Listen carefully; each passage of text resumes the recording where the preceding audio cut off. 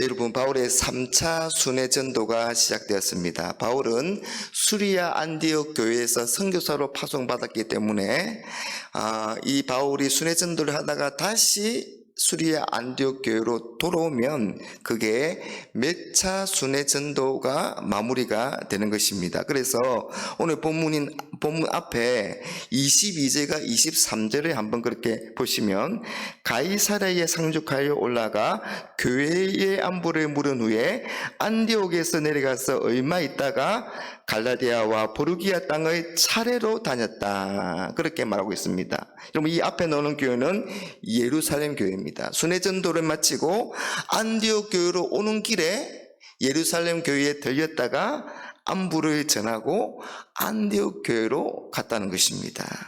안디옥 교회로 돌아왔으니 2차 순회 전도가 그렇게 마친 것입니다. 그리고 선교 보고를 하고 또 얼마간 재충전을 하다가 얼마 후에 3차 순회 전도를 떠납니다. 이 3차 순회 전도의 중심지는 아시아의 에베소 지역이 될 것입니다. 그런데 이 사도행전의 저자 누가는 이 바울의 3차 순회 전도 기간 때에 이 브리스길라와 아굴라 그리고 이 아볼로의 활동을 같이 기록하고 있습니다. 여러분, 이런 것을 동시묘사 기법이라고 말합니다. 그래서 바울이 갈라디아와 부르기아 땅에서 제자들을 굳건하게 할 때 한편 브리스길라와 아굴라 부부는 에베소 지역에서 이런 일을 했습니다 라고 말하고 있고, 또 아볼로가 고린도에서 사역할 때 한편 바울은 에베소 지역에서 이런 일을 했습니다 라고 기록하고 있습니다. 여러분, 저자 누가가 왜 이렇게 했을까요? 그건 복음의 역사는 동력하고 합력함으로 더 왕성해지고 완성된다는 것을 보여주기 위해서입니다. 여러분, 2차 순회 전도 때 이 바울은 고린도에서 자신과 같이 천막을 만드는 일을 하는 그런 이 아굴라와 브리스길라 부부를 만나게 됩니다. 그리고 그들과 동력하게 되죠.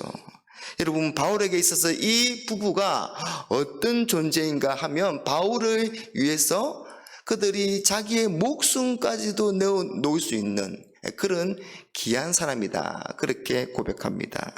그런 동력자 덕분에 바울은 고린도에서 복음사역을 잘 감당한 후에 그들 부부와 함께 에베소로 갔습니다. 그리고 바울은 얼마 후에 에베소를 떠나게 되는데 그들 부부를 남겨놓게 됩니다. 왜냐하면 이 에베소 교회를 위해서 누군가가 남아서 성도들을 돌보고 가르쳐야 했기 때문입니다.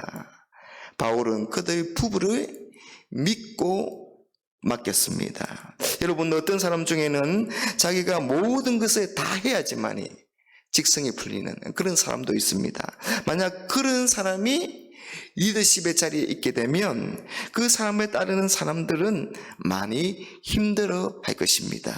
여러분, 리더가 아무리 탁월하다 하더라도 모든 일을 다 하려고 하면 그건 일의 능률에 있어서도 참 그 능률이 떨어지게 될 것이고 또 공동체에도 해가 될 뿐입니다. 여러분, 바울은 정말 탁월한 복음 전도자였습니다. 공부도 많이 했고 율법도 제대로 배웠습니다.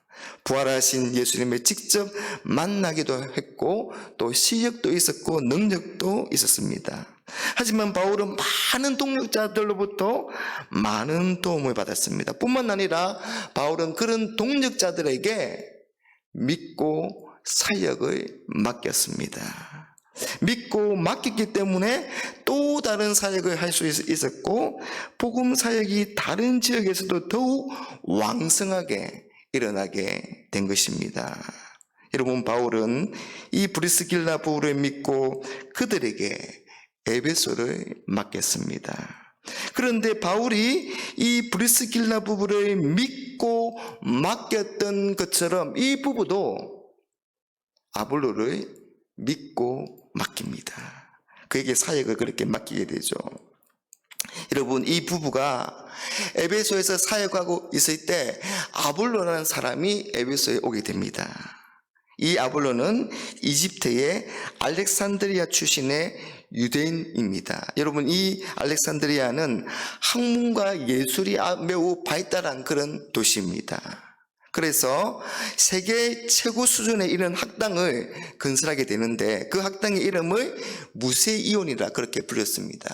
여러분, 그래서 이게 뮤지엄의 어원이 되었습니다. 아볼로는 그런 까닭에 학식도 많았고 성경에도 능통했습니다. 일찍이 주의 도를 배웠고 메시아에 대해서도 잘 알고 있었습니다. 아볼로는 해당해서 사람들에게 성경을 가르치게 됩니다. 그러나 아볼로에게 부족한 것이 하나 있었는데 그건 이 아볼로가 요한의 세례까지만 알았다는 것입니다. 그래서 예수님이 성천하신 이후에 교회에 부어진 성령과 그 성령의 사역에 대해서 잘 알지 못하였습니다. 브리스길라와 아굴라 부부는 이 아볼로가 이렇게 해당해서 말하고 있는 것을 가만히 듣고 있다가 이 아볼로를 데려다가 바울에게 배운 대로 하나님의 도를 정확하게 풀어주었습니다. 그 결과 아볼로는 자신이 갖춘 성경 지식에 예수 그리스도의 복음을 더해서 한층 더 힘있게 사역을 할 수 있게 되었던 것입니다. 브리스길라와 아굴라 부부는 그런 아볼로를 믿고 사역을 맡기게 됩니다. 아볼로가 고린도에 가서 복음 전하기를 원했을 때 그들이 추천서를 써주었습니다. 그들 부부가 이전에 고린도에 있었기 때문에 이 추천서가 큰 힘이 되었을 것입니다.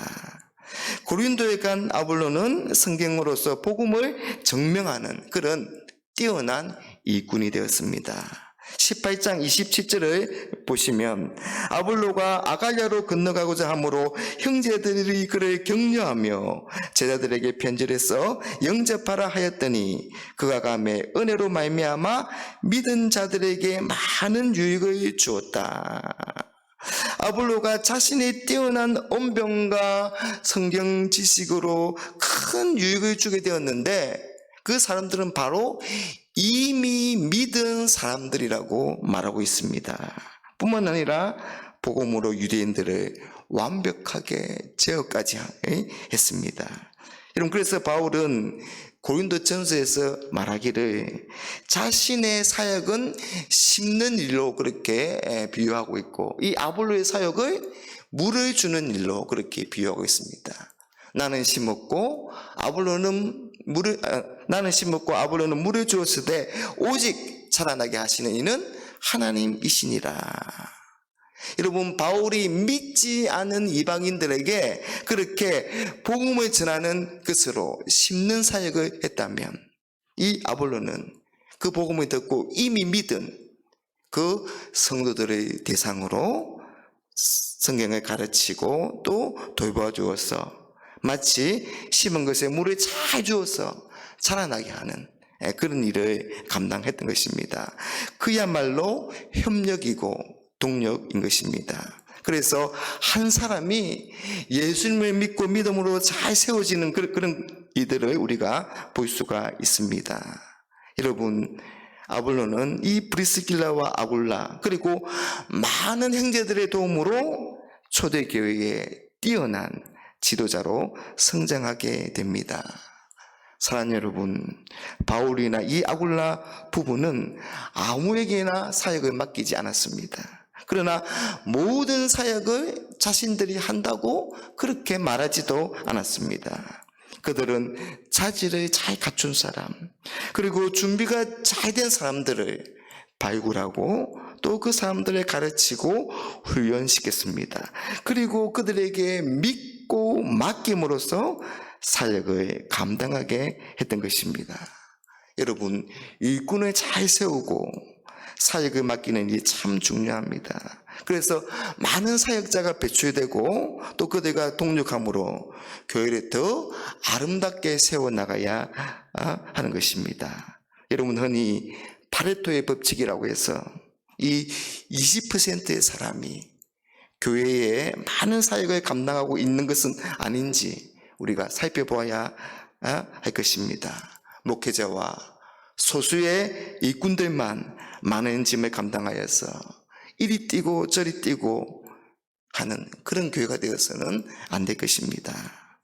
우리 교회가 성도들이 어떤 재능과 어떤 은사가 있는지, 그리고 어떤 열정을 가지고 있는지 그것들을 잘 살펴보고 그것들을 또 잘 훈련시키며 사역을 맡기는 일에 관심을 가져야 할 것입니다.